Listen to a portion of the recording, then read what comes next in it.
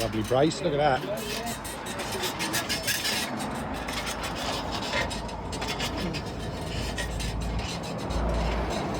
Okay. Right, we're back on the chimney in Compton, Surrey. So we're just building it up now, so we're gonna straighten it back up. It's all bedded down. You can see, look, the bottom's twisted, but we can't keep going down into the roof. Minimum damage as possible to the old structure. So yeah, we've got some nice reclaims. We're just mixing them in with the old ones that we've saved. Some of the olders. I mean, they're a lovely old brick. These are the originals, look. Some of them are in good nick.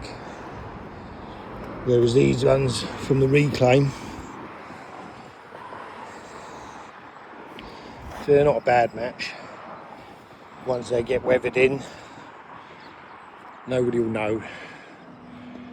It's a beautiful day now here. Look at that for the old springtime. Nice bit of gear, ready to go. Right, so we'll got about another 3 courses and then we've got a band.